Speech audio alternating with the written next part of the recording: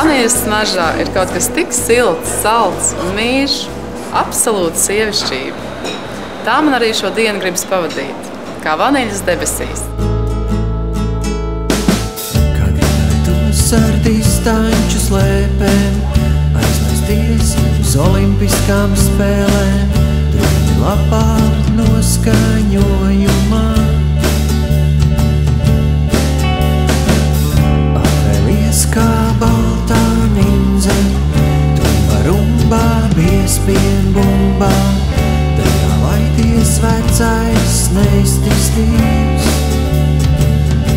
Tās viskaistākās un garšīgākās lietas mēdz būt arī tik vienkāršas.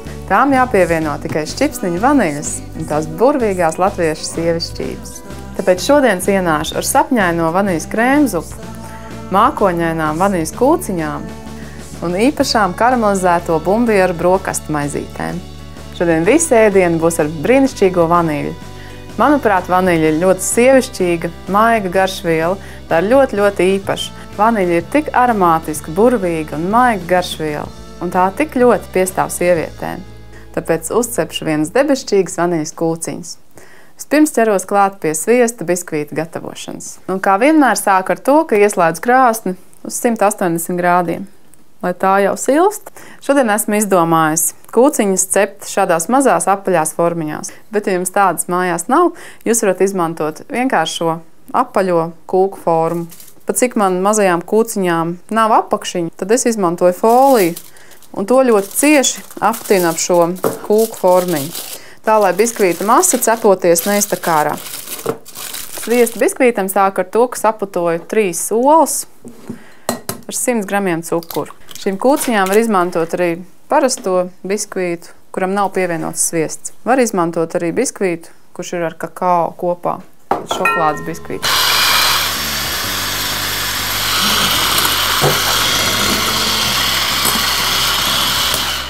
Tagad pie olām iekūšu 150 gramus mīkstu sviestu istabas temperatūrā.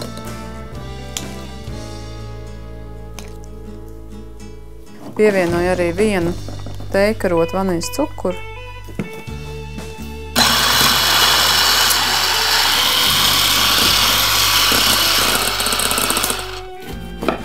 Piespiežu nedaudz citronu sulu un pierīvēju citronu miziņu. Šim biskvītam ļoti labi derēs arī žāvēti augļi. Var izmantot arī pievienot kādus riekstus, vai arī viducītī var ielikt arī saldētas ogas vai arī svaigas ogas. Piemēram, mellenes, avenes, kazenes. Pievienoju 1 ēdamkarotu skābo krējumu. Tāpēc, lai biskvīts būtu tāds vīgāks, mīkstāks. Un iesijāju 80 gramus miltus un 60 gramus kukurūzas cieti. Kukurūzas cieti dod biskvītam savādāku struktūru. Tas ir tāds vīgāks. Ja grib cept brūno biskvītu, tad miltu daudzumu vajag samazināt un tā vietā pievienot kakao pulveri. Pievienoju arī cepamo pulveri 1 tejkaroti. Skābā krējuma vietā var izmantot arī saldu krējumu. Tagad biskvītu masu kārtīgi samājas līdz viendabīgai konsistencei. Šī sviesta biskvītu mīkla var noderēt arī cepot keksiņus. Ietaukoju mazās formiņas, tās iesmērēju ar sviestu. Var izmantot arī eļļu. Bet es parasti izmantoju sviestu. Un jo vairāk tāpēc, ka šī ir sviesta biskvīta mīkla. Formiņās lieku aptuveni 1 ēdamkaroti. To man vajag ieklāt tādā plānā kārtiņā, jo pēc tam virsū nāks mans brīnišķīgais vaniļas krēms. Var cept, protams, arī biezāks viņas, bet cik man ir plānots, ka krēms būs diezgan daudz šai kūciņai, tad es cepu tādas pavisam plānas apakšiņas. Mans sviesta biskvīts pietiks arī vienai lielākai kūciņai un 8 mazas.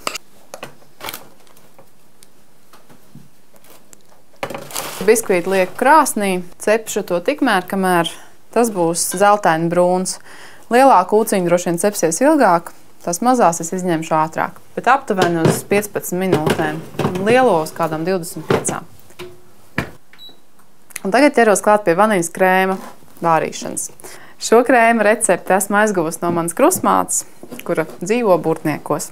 Es ņemu 6 olu dzeltenumus un 6 olu baltumi man būs vajadzīgi priekš bezēja cepumiņu cepšanas. Olu baltumus pagaidām novietoju leduskapī, lai tie ir augstumā. Es ņemu 20 gramus želatīnu un aplēju to ar augstu ūdeni, lai tas uzbriest.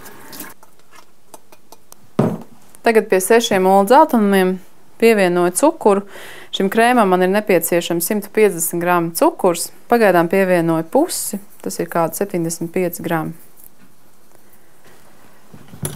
Tagad to saputoju, pēc kamēr olu dzeltenuma masa kļūst gaiši dzeltena.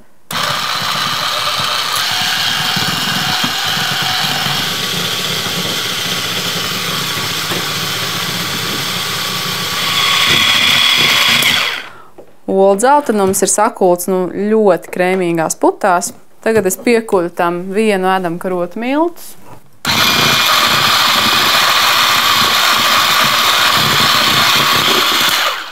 Milti piedod krēmam stingrāku konsistenci, jo parasti vaniļas krēmu es vāru ar saldo krējumu un daudz olu dzeltenumiem cukuru.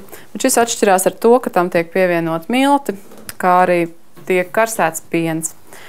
Un tagad es ņemu 250 gramus piena, leju katliņā un pienu karsēšu kopā ar atlikušo cukuru un vaniļas pākstu. Tās mēdz būt aptuveni 15–25 cm garas. Vaniļa ir orhideja dzimtas augs, tāpēc arī šodien man visapkārt ir orhidejas. Vaniļa vienmēr un visos laikos ir bijusi ļoti iecienīta garšviela. Eiropas iedzīvotāju sirdis vaniļa ir iekarojusi tieši 17. gadsimtā, ka to kāds spānis ir atvedis uz Eiropu. Pērkot vaniļas pākstus, ļoti svarīgi ir pārliecināties, lai tās ir tādas spīdīgas, viņas tādas diezgan mitras ir un tādas slaidas, viņas nedrīkst būt sausas. Pareizi uzglabājot vaniļas pākstus, tās var uzglabāt līdz pat 30 gadiem. Tās noteikti ir jātur slēgtā traukā, tā lai tām nepiekļūst klāt gaiss. Ja mums parasti ir ierasts vaniļu un vanilīnu redzēt baltā veidā, tad īsti šī dabīgā vaniļa ir šāda tumša brūna. Pārgriežot vaniļas pākstu, var redzēt, ka šeit viducītī ir mazas melnas sēkliņas, kuras ir viens no smalkākām un mazākām augu sēkliņām, kādas vien ir sastopamas. Viņas ir tādas mitras, bet kraukšķīgas. Kā tādi mazi punktiņi melni. Smaržo vienkārši dievīgi. Un tā saka, ka, lai uzlabotu garstāvokli un lai būtu vairāk enerģijas, tad vaniļas pākstu vienkārši vajag pasmaržot. Tagad lieku karsēt pienu. Ievietoju veselu vaniļas pāksti, lai tā karsējās kopā ar pienu. Un pēc tam es tai izņemšu sēkliņas. Sēkliņas var arī izkasīt pašā sākumā, bet pavārot vaniļas pāksti, tā paliek mīkstāka un sēkliņas iznāk vairāk labāk ārā. Šo dabīgo vaniļu tā īsti nemaz pārspīlēt nevar, jo tā nav tik ļoti intensīva, kā piemēram sintētiski iegūts vanilīns. Jo sintētiski iegūt vanilīnu, ja pieliks, piemēram, teikarot uz krēmu, tas būs daudz pat traku. Tā nedod ne tuvu to garšu, aromātu, kā arī tai nav šīs ārstnieciskās īpašības, kas piemīt dabīgajai vaniļai. Kad pienu esmu uzkarsējis līdz vārīšanās temperatūrai, to pievienoju pie olu dzeltenuma masas. Var redzēt šos mazos vaniļas melnumiņus, jeb sēkliņas. Pie šī karstā piena es lēnām iemaisu sakulto olu dzeltenumu masu, kurai pievienot milti. Vaniļa ir ļoti populāra garšviela tieši pie desertiem, pie dažādiem pudiņiem, krēmiem, kūkām, saldējumu. Un nevajag baidīties vaniļu pievienot arī citos ēdienos, jo vaniļas aromāts ir tāds, kurš sadara ar jebkuru citu garšvielu, jebkuriem citiem aromātiem. Tagad šo piena un olu dzeltenumu masu lieku karsēt uz pavisam lēnas uguns, vai pat drošāk to ir karsēt ūdens peldē. Šī masa ir jākarsē tik ilgi, kamēr tā nedaudz sāk sabiezēt. 15 minūtes ir pagājušas. Paskatīšos, vai man mazie biskvītiņi ir gatavi. Pie kociņa nekas nelīd. Mazos biskvītus es ņēmu ārā, un taču lielo atstāšu vēl uz kādām 10 minūtēm cepties. Vaniļas krēms ir sabiezējis. Smaržo pasakaini un garšo jau nu arī.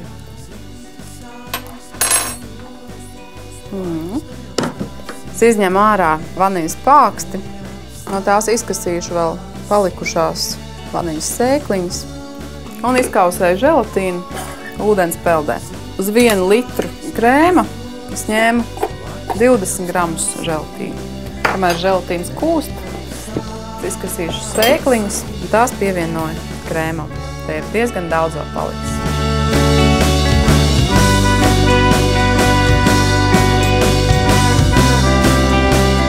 Arī otrs biskvīts ir gatavs. Tas ir cepies 25 minūtes. Kad želatīns ir izkusis, to pievienoju pie vanīļas krēma. Un tagad lieku bļodā krēmu, lai tas padziest. Vēlāk tam pievienošu uzputotu saldo krēju.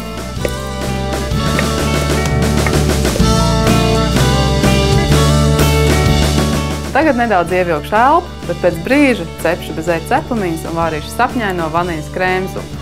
Izklausās vilinoši, vai ne?